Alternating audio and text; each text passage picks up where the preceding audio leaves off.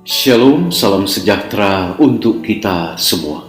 Kita berjumpa lagi dalam bacaan Renungan Pagi Pulang ke Rumah pada hari ini, Kamis 12 November 2020. Judul pada hari ini adalah Pemaksaan Hukum Hari Minggu. Sebelum kita lanjut, mari kita berdoa. Ya Allah, ya Tuhan kami bersyukur untuk berkat Tuhan. Kami boleh nikmati pagi ini dengan nafas kehidupan yang Tuhan anugerahkan. Ketika kami akan membaca dan merenungkan firman-Mu, Roh Kudus-Mu menuntun kami. Firman ini menjadi berkat penuntun dalam kehidupan kami. Dalam nama Yesus kami sudah berdoa.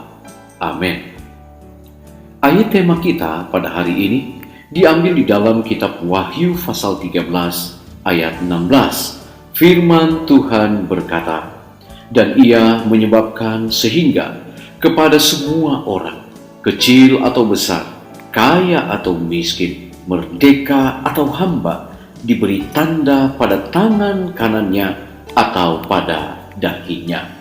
Saudara-saudaraku yang kekasih, sementara iblis berusaha membinasakan mereka yang menghormati hukum Allah, ia akan membuat mereka dituduh sebagai pelanggar-pelanggar hukum, sebagai orang-orang yang menghina Allah dan yang mendatangkan penghukuman ke atas dunia ini.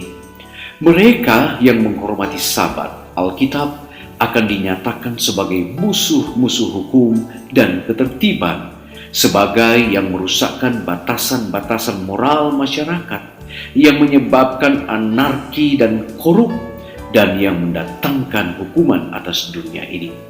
Penurutan mereka yang rela akan dinyatakan sebagai sifat keras kepala, kedegilan, dan penghinaan kepada penguasa. Mereka akan dituduh tidak suka kepada pemerintah. Para pendeta yang menolak kewajiban hukum ilahi akan menyampaikan dari mimbar tanggung jawab untuk menaati kekuasaan sipil sebagai yang ditetapkan oleh Allah. Di gedung-gedung legislatif dan ruang-ruang pengadilan, para pemelihara hukum akan disalahgambarkan dan dihukum. Kata-kata mereka akan diberi warna, corak kepalsuan, dan motif-motif mereka akan diartikan sebagai yang paling buruk. Sementara gereja-gereja Protestan menolak argumen-argumen yang jelas dan yang berdasarkan Alkitab dalam mempertahankan hukum Allah, mereka akan rindu untuk mendiamkan mereka yang imannya tidak bisa mereka jatuhkan dengan Alkitab. Meskipun mereka membutakan mata mereka terhadap kenyataan, mereka sekarang mengambil suatu pendirian yang menuntun kepada penganiayaan mereka, yang dengan sadar menolak melakukan apa yang dilakukan oleh dunia Kristen yang lain dan mengakui tuntutan Sabat kepausan. Para pejabat tinggi gereja dan negara akan bersatu untuk menyogok, membujuk atau memaksa semua golongan untuk menghormati hari Minggu. Kekurangan otoritas ilahi akan dipenuhi oleh undang-undang penindasan. Kejahatan politik menghancurkan cinta kepada keadilan dan penghormatan kepada kebenaran.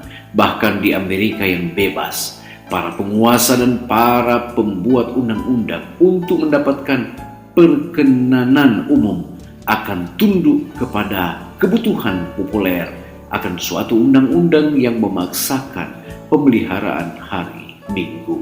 Saudara-saudaraku yang kekasih, kebebasan hati nurani yang telah menelan begitu banyak korban tidak lagi akan dihargai. Dalam pertentangan yang akan terjadi itu, kita akan melihat apa yang dilukiskan dalam kata-kata Nabi. Maka marahlah naga itu kepada perempuan itu, lalu pergi memerangi keturunannya yang lain. Ia menuruti hukum-hukum Allah dan memiliki kesaksian Yesus. Wahyu 12 ayat 17 dan diambil di dalam Alfa dan Omega jilid 8 halaman 622-623. Mari kita berdoa. Bapa di sorga, kami bersyukur Tuhan pengalaman indah yang kami boleh nikmati pagi ini. Kami boleh melihat bagaimana kasih Allah, cara Allah untuk merangkul manusia berdosa dengan cara-cara yang spesial. Kami pun bersyukur oleh karena saat ini kami boleh mendapatkan penerangan sehubungan dengan firman Allah. Namun kami boleh melihat bagaimana cara Tuhan akan memampukan kami hidup di dalam kasih Tuhan sambil menantikan hari Maranatha yang semakin mendekat. Bapa di sorga, dalam setiap aktivitas, rencana, tugas-tugas kami, Tuhan kiranya berkati. Terpujilah Engkau ya Allah, dengarlah doa kami, ampuni dosa dan kesalahan kami. Dalam nama Yesus kami sudah berdoa. Amin.